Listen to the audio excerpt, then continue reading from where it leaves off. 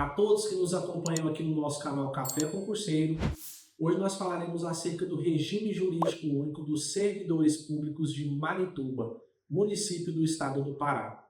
Nós havíamos feito 2 outras aulas, eu deixarei o link aqui disponível neste vídeo para quem não assistiu e queira acompanhar.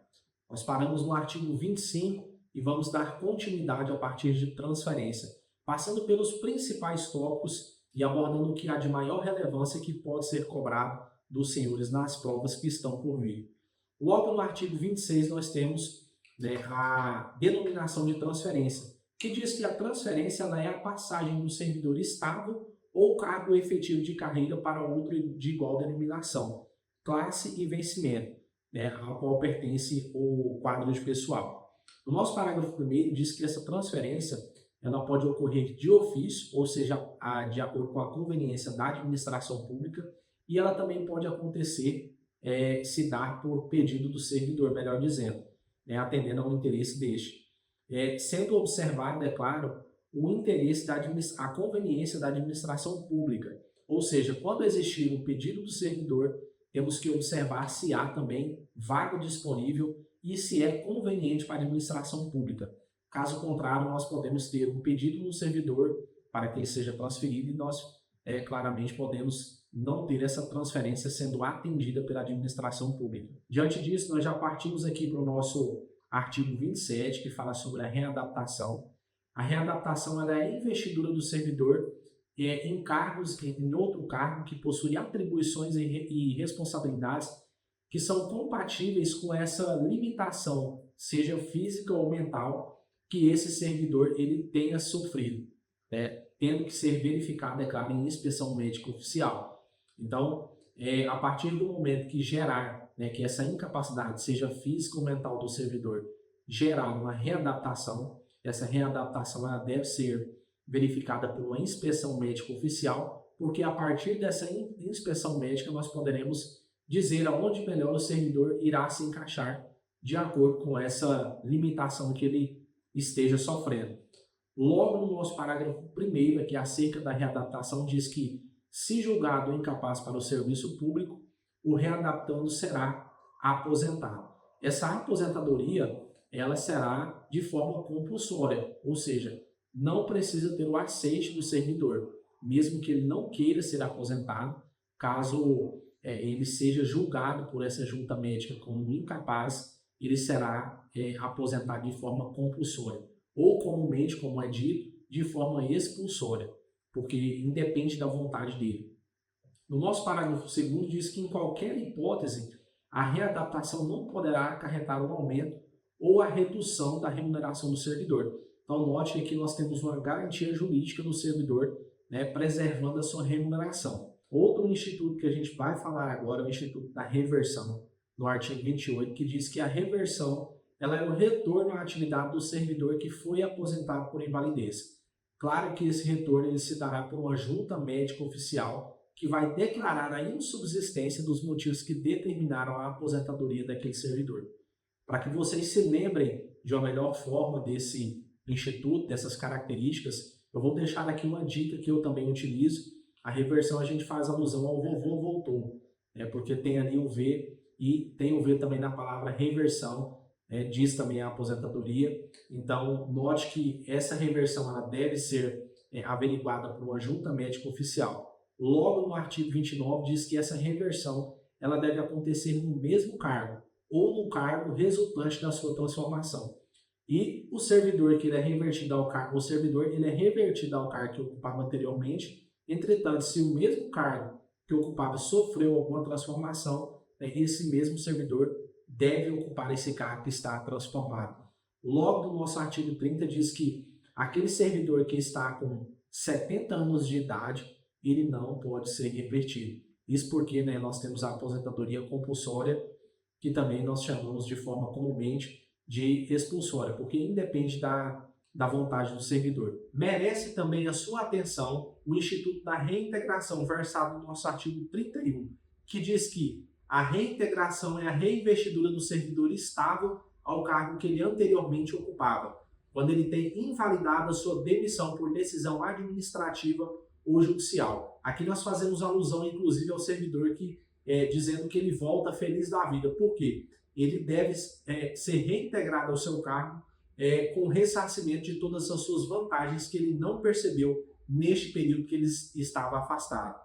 Cuidado, pessoal, para não confundir a reintegração com a readaptação.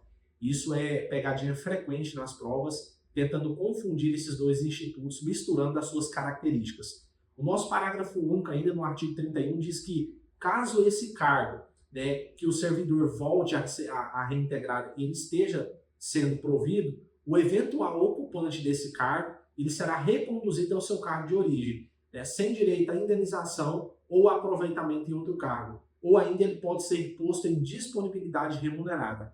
Então isso é o que nós tínhamos para falar sobre reintegração. A gente já parte aqui para a recondução do nosso artigo 32. A recondução ela é o retorno do servidor estável ao cargo que ele anteriormente ocupava. É o que, por exemplo, pode acontecer aqui na reintegração, caso a situação que nós narramos, um servidor ele é reintegrado ao seu cargo, chegando lá no seu cargo, há outro servidor ocupando o cargo dele e nessa situação, esse servidor ele é reconduzido ao cargo que ele anteriormente ocupava. Nós também temos outra opção de possibilidade, melhor dizendo, de reintegração. Quando há inabilitação no estágio probatório relativo a outro cargo, ou seja, o servidor ele é estável em um cargo e ele sai para prestar o estágio probatório em um outro cargo diverso ao cargo que ele já possui estabilidade. Ele é reprovado nesse cargo de estágio probatório, então ele é reconduzido ao seu cargo de origem. E, neste caso, o parágrafo 2º diz que, encontrando-se provido o cargo de origem, o servidor será aproveitado em outro, sendo observado o nosso artigo 34. Nesse caso, respeitando as atribuições e os vencimentos que são compatíveis com o cargo que era anteriormente ocupado. Dito isso, nós já partimos aqui para a disponibilidade e do aproveitamento, institutos que estão aqui a partir do artigo 33, que diz que, extinto o cargo ou declarada a sua desnecessidade, o servidor estável, ele ficará em disponibilidade remunerada. Note que aqui o servidor ele não fica sem receber o seu salário, a sua remuneração, melhor dizendo. A banca pode dizer que ele ficará em disponibilidade sem receber a sua remuneração. Já no artigo 34 diz que o retorno à atividade do servidor em disponibilidade far-se-á mediante aproveitamento obrigatório em cargos que possuem atribuições e vencimentos que são compatíveis ao cargo anteriormente ocupado. A banca também pode dizer que esses critérios eles não precisam ser observados. Aqui eu chamo a atenção de vocês para observarem todas essas características quando nós temos as questões de readaptação, de recondução, de aproveitamento e disponibilidade. Note que a lei sempre ela toma o cuidado de dizer que devem ser atribuições e vencimentos que são compatíveis ao que era anteriormente percebido pelo servidor. A gente parte aqui para o nosso parágrafo único que diz que o governo municipal poderá colocar servidores em disponibilidade pagando o salário proporcional ao tempo de serviço. Então, note que isso é uma possibilidade trazida pela nossa lei. No artigo 35 diz ainda que o aproveitamento do servidor que se encontra em disponibilidade há mais de 6 meses, ele dependerá de prévia comprovação da sua capacidade física e mental por uma junta médica oficial. Observe, pessoal, que a administração, seja ela em qualquer nível, tanto municipal quanto estadual, tanto federal, ela não quer fazer a nomeação de um servidor que possa estar enfermo com algum problema. Então, por isso que nós temos aí a avaliação médica, a avaliação psicológica, porque, obviamente, aquele servidor que ingressar ao serviço público com algum problema, logo ele estará pleiteando alguma licença, algum atestado e assim estará deixando o serviço público desguarnecido, sem a sua presença. Então, aqui nós temos mais uma barreira para que aquele servidor ele não entre, ele não volte ao serviço estando com alguma enfermidade. Então, mais de 6 meses, o servidor ele precisa, quando contar mais de 6 meses, ele precisa passar por essa comprovação de que ele está apto de forma física e de forma mental, por uma junta médica oficial. Então, se atentem também a esses prazos são bem importantes, são prazos que se a banca quiser mexer nele, pega bastante gente, bastante candidatos, porque há vários prazos nesta lei e eles são muito importantes. No nosso parágrafo 1º diz que, se julgado apto, o servidor assumirá no prazo de 10 dias contados da publicação do ato de provimento. Então aqui nós temos mais um prazo que merece atenção, né? Após ele passar por essa inspeção médica oficial, né? Caso ele seja julgado apto a retornar ao serviço público, ele deve assumir o cargo nesses 10 dias, que são contados a partir da publicação do ato de aproveitamento. O nosso parágrafo 2º diz o seguinte: verificada a incapacidade definitiva, o servidor em disponibilidade será aposentado. Aqui nós também fazemos alusão à aposentadoria compulsória, porque aqui não há margem de decisão do próprio servidor. Obviamente ele está incapaz, então ele será aposentado de forma compulsória. Ali não diz isso, mas a gente faz essa interpretação de acordo com o que nós já estamos estudando. Já no nosso artigo 36 diz que será tornado sem efeito o aproveitamento e será cassada a disponibilidade daquele servidor que não entrar em exercício no prazo legal, salvo se ele comprovar essa ausência por meio de uma junta médica oficial que comprove alguma doença. Dito isso, nós partimos aqui para as formas de vacância. Nós temos 9 formas de vacância do cargo público. A vacância ela decorrerá por meio da exoneração, da demissão, da promoção, da ascensão, da transferência, da readaptação, da aposentadoria, por posse em outro cargo que seja inacumulável e por perda do cargo por decisão administrativa ou judicial. Nos outros vídeos nós já falamos um pouco acerca da transferência, acerca da ascensão, né? São figuras aí que são tidas como inconstitucionais. Nós vamos falar aqui de forma mais detida na medida que nós formos avançando aqui nessa legislação.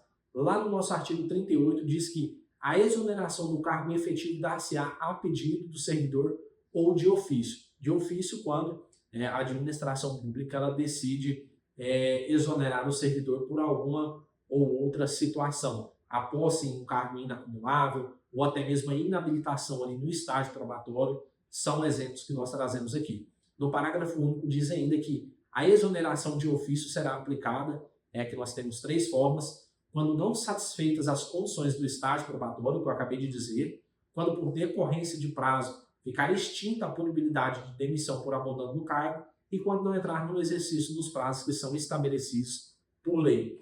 No nosso artigo 39 diz que a exoneração do cargo em comissão dar-se-á de 2 formas. A primeira, a juízo da autoridade competente quando o servidor não cumprir os requisitos do estágio probatório ou quando houver o próprio pedido de servidor. Essas são as nossas hipóteses de exonerações. E seguindo, a gente parte para o nosso artigo 40, que fala acerca da redistribuição. A redistribuição é a movimentação do servidor com o respectivo cargo para o quadro de pessoal ou de órgão ou entidade cujos planos e cargos e vencimentos sejam idênticos, observando sempre o interesse da administração. Então, note que não pode ser a bel prazer do próprio servidor. Há que se mencionar, há que se observar essa conveniência da administração pública. No nosso parágrafo 1º ainda diz que a redistribuição dar-se-á exclusivamente para o ajustamento de quadros de pessoal de necessidade do serviço, inclusive nos casos de reorganização, extinção ou criação de órgãos ou entidades. O nosso parágrafo 2º diz que nos casos de extinção de órgãos ou entidades, os servidores que não puderem ser redistribuídos na forma desses artigos, eles serão colocados em disponibilidade até o seu aproveitamento na forma do artigo 36, que nós já estudamos lá atrás. Seguindo em frente, a gente fala sobre substituição. O nosso artigo 41 diz que a substituição em caso de impedimento do ocupante do cargo em comissão ou função de chefia. Nós temos ainda mais 3 parágrafos que dizem o seguinte. O nosso parágrafo 1º diz que a substituição dar-se-á por ato da autoridade competente. Já no 2º diz que ela é remunerada pelo cargo ou pela gratificação do substituto, paga na proporção em dias de efetiva substituição. Nosso parágrafo 3º diz que durante a substituição, o substituto perde o vencimento de seu cargo, salvo em caso de opção. Dito isso, a gente parte para a jornada de trabalho. Outro ponto também que eu chamo a atenção é que as bancas gostam de mudar esse prazo de horas que deve ser cumprido pelo servidor. No artigo 42 diz que o ocupante de cargo em provimento efetivo fica sujeito a 44 horas semanais de trabalho, salvo quando disposto diversamente em lei ou regulamento próprio. Aqui eu chamo a atenção porque nós temos diversos cargos que eles exigem apenas 40 horas semanais ou 30 horas semanais. Então, nós podemos se ater bastante a esse prazo, porque pode ser um prazo que pode ser mudado pela banca e a gente pode ser confundido em virtude de estar estudando para outros concursos ou ter visto esse prazo em outros certames, em outros cargos. Logo no nosso parágrafo 1º, além do cumprimento do estabelecido neste artigo, o exercício em comissão ele exige uma dedicação integral do servidor por parte do comissionário, que pode ser convocado sempre que seja a interesse da administração. No parágrafo 2º diz que é permitida a prestação de serviço extraordinário, desde que previamente autorizada, não devendo ultrapassar 60 horas mensais, admitindo-se em casos excepcionais até 80 horas mensais. Estão aqui outros prazos que merecem a atenção de vocês, isso porque, novamente, a banca pode vir a trocar esses prazos ou até mesmo dizer que isso não é possível, que esse serviço extraordinário não é possível que seja prestado. Aqui nós estamos vendo que sim é possível e que sim ele possui uma limitação nesse quantitativo de horas. No nosso artigo 43 diz que a remuneração de quem trabalha em período noturno ela é acrescida de 25%.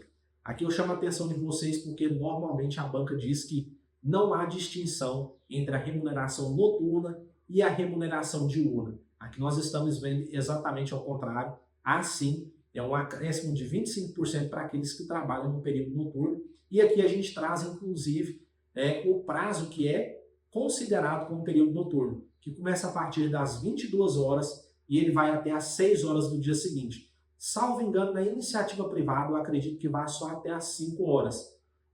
Mas aqui nós temos que ter atenção quanto a isso, porque pode ser objeto de cobrança da nossa banca. No parágrafo 2º diz que a hora noturna ela é, inclusive, considerada com o prazo de 52 minutos e 30 segundos, diferente da nossa hora convencional, que ela é de 60 minutos, como todos sabem. No artigo 44 diz que os servidores em exercício de atividade específica de profissões regulamentadas ficarão obrigados ao cumprimento da carga horária semanal e diária de sua categoria profissional na forma da legislação, com vencimento básico proporcional das horas de sua jornada. Pessoal, aqui nós vamos entrar em tópicos que dizem mais respeito ao pessoal do magistério. Como todos já sabem, essa lei ela não é específica das GCMs, ela é uma lei que trata do regime jurídico único dos servidores públicos de Marituba. Então, não faça referência somente às guardas municipais, que é o concurso que a gente está pleiteando. Então, aqui nós teremos diversos critérios que é relacionado ao pessoal do magistério, relacionado à questão de horas-aulas, e eu acredito que não convém nós falarmos aqui nesse vídeo, mas para frente eu faço outro vídeo tratando especificamente dessa parte. Eu acredito, inclusive, que não é uma parte que será tão abordada pela banca.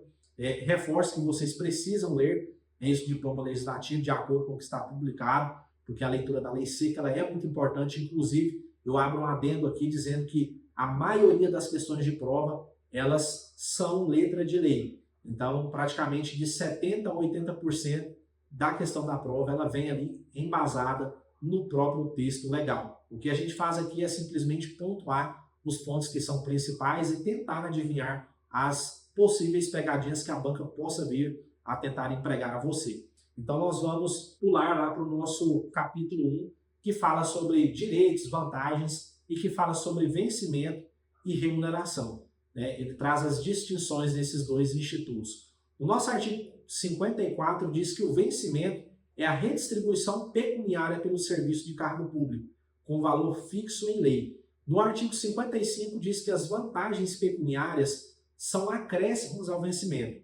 E no nosso artigo 56 diz que a remuneração é o vencimento do cargo efetivo, acrescido das vantagens pecuniárias permanentes ou temporárias estabelecidas em lei. Então aqui eu chamo a atenção de vocês para as diferenças acerca de vencimento e de remuneração. No parágrafo 1º diz que a remuneração do servidor investido em função de chefia será paga na forma do artigo 73.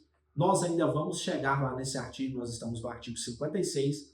No parágrafo 2º diz que o servidor que está investido em cargo de comissão ou de órgão ou entidades diversas de sua lotação receberá a remuneração de acordo com o estabelecido no artigo 106. Mais uma vez, a lei faz alusão a um artigo que está lá na frente, nós vamos chegar nele também. O nosso parágrafo 3º diz que o vencimento do cargo efetivo, acrescido das vantagens de caráter permanente, é irredutível e observará o princípio da isonomia quando couber. Então aqui nós temos a garantia da irredutibilidade do salário, é uma garantia inclusive que encontra respaldo constitucional. Nosso artigo 57 fala sobre o provento. O provento é a redistribuição pecuniária paga ao servidor aposentado ou disponibilidade. Então aquele que está aposentado ou em disponibilidade, ele não recebe remuneração, ele recebe provento de acordo com o nosso diploma legal. O nosso artigo 58 diz que nenhum servidor poderá receber mensalmente a título de remuneração importância superior à soma dos valores que são fixados como remuneração, em espécie a qualquer título para o prefeito municipal. Então aqui nós temos um teto de recebimento dos servidores, no recebimento da remuneração, certo? Nosso artigo 59 diz que a menor remuneração atribuída aos cargos e carreiras não será inferior ao salário que é estabelecido pela legislação federal específica. No artigo 60 diz ainda que o servidor poderá perderá a remuneração, melhor dizendo, em casos de quando faltar dias de serviço, em caso de parcela de remuneração diária que é proporcional aos atrasos, ausências e saídas antecipadas, que são iguais ou superiores a 60 minutos. Então aqui nós temos hipóteses em que o servidor ele perde a sua remuneração. Essas duas hipóteses ele pode vir a perder a sua remuneração, ou no caso ele também poderá perder metade da sua remuneração em hipótese prevista lá no nosso artigo 141, no parágrafo 2º. Mais uma vez a lei nos joga lá para os artigos mais à frente, no qual nós ainda chegaremos lá. No artigo 61 diz que, salvo por imposição legal ou mandato judicial, nenhum desconto incidirá sobre a remuneração ou provento. Então nós temos um amparo legal aí para que haja o desconto em folha de pagamento. Os estados também, eles adequam, os estados e os municípios, eles adequam os descontos que podem ser realizados nas folhas de pagamentos dos servidores, relacionados a empréstimos, a cartões de crédito e outras questões aí de produtos bancários. Então, há estados, por exemplo, vou citar o Mato Grosso, que agora pode ser descontado até 35%. Há cidades que são 30%, 25%, então depende, é claro, da nossa legislação do concurso ao qual nós estamos estudando. O nosso parágrafo único diz que, mediante autorização do servidor, pode haver consignação em folha de pagamento em favor de terceiros, a critério da administração e com reposição de custos na forma definida em regulamento. Aqui, é claro, nós falamos sobre os percentuais e esse desconto ele pode ser incidido em folha de pagamento caso haja o aceite do servidor.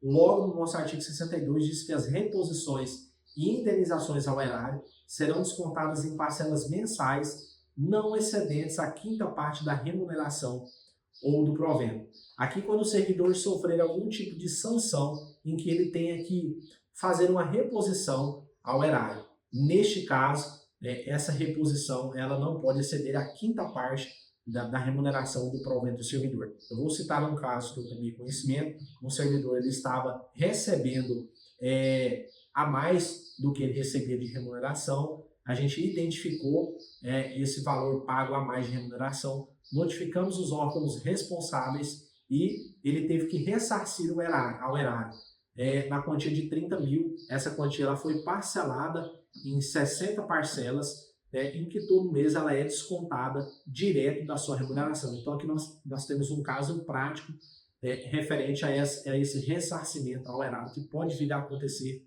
com o servidor caso ele age de forma intencional ou de forma inocente, porque às vezes também há casos em que isso acontece de forma despretensiosa do servidor. Pessoal, o que tínhamos para abordar nesse vídeo é isso.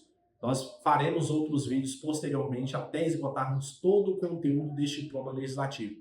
Se você gostou desse vídeo, curte, comente, compartilhe com aquele seu amigo que também está se preparando para esse certame. Ative as notificações, se inscreva no nosso canal. E até a próxima. Fui!